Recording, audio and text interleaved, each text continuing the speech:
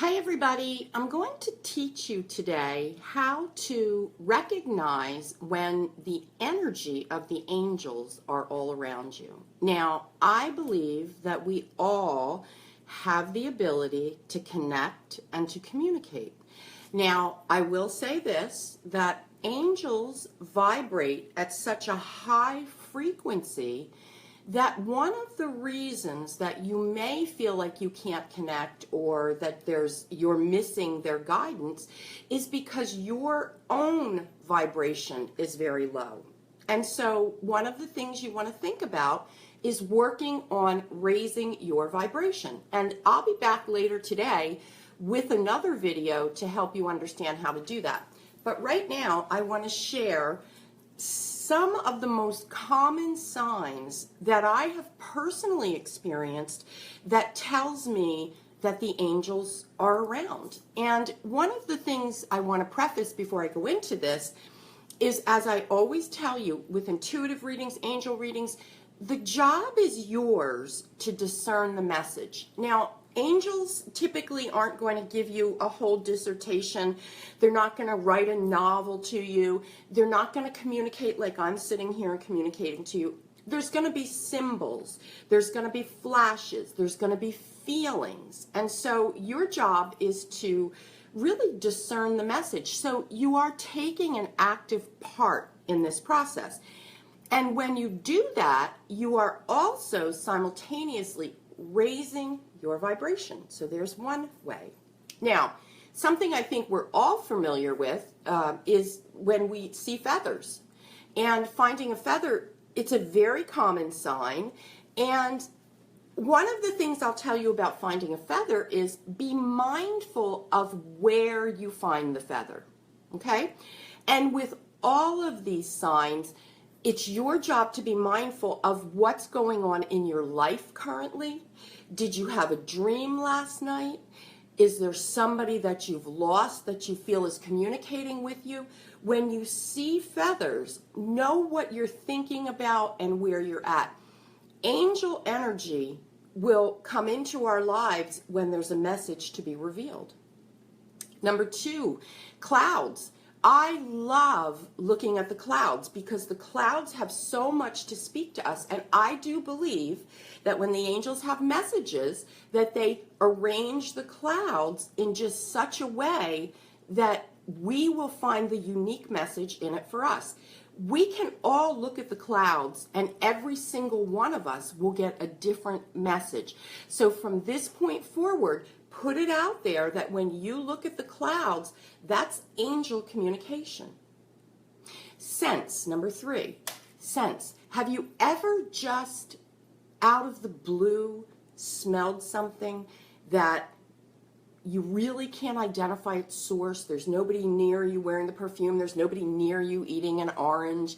You just have that smell. And that smell is how the angels make themselves known to you. And I'm speaking from personal experience. And it may be as simple as you recognize your grandmother's favorite perfume. A lot of times I smell pipe smoke. And my grandfather smoked a pipe. Not only did he smoke a pipe, he smoked cherry tobacco in his pipe. And so I get to smell that a lot.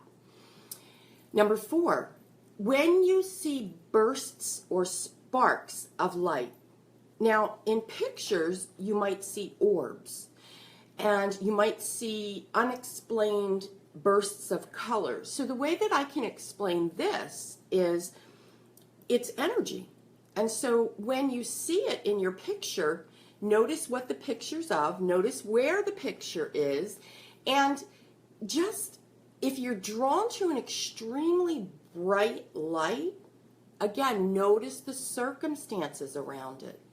Notice that when you see out the corner of your eye, if you see a bright flash, what were you thinking of? Is there an association? What other light was there with the bright light? Was there a blue tinge to it? Was there an orange tinge to it? This all ties back to the chakras. And the message might be related to your chakras, which each chakra center represents a different energy, a different part of your life. So maybe the angels are communicating that way to you. Number 5, pets. Have you ever just seen an animal and it's drawn to a particular space in your house? Pets can pick up on energy better than humans can. And they don't have filters. And so they can't tell if the energy's crossed over or it's not.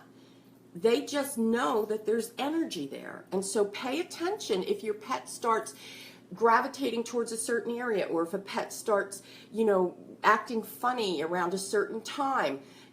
I will tell you this, I've also found to be true.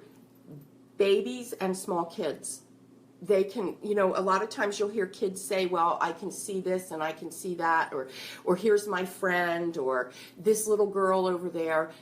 Kids, babies, and pets, notice their behaviors. And the last one is, I want you to notice your feelings. You might, see, this is true for me. This is specifically how I know the angels are there. You might feel like someone is standing next to you. I can be in this room talking to you, and when I go to tap in and I say I'm going to talk to the angels and I'm asking them to come in, okay, when I've called them in, it feels like the room gets very crowded. I feel like there's people standing all over here with me. And so you also begin to feel an overwhelming sense of protection and security. It's never going to be panicked or fearful. You're always going to feel a secure connection to the angelic energy. And so here's what I do. I also ask for the angels that are here to give me guidance in this moment to stay, and the others can go ahead and go. Now, sometimes I've felt my cheek be brushed. I felt my shoulder. When I do readings for people, and this is energy, so they can be on the phone, I can see, feel, and even hear entities, angels, over shoulders in the rooms with the people.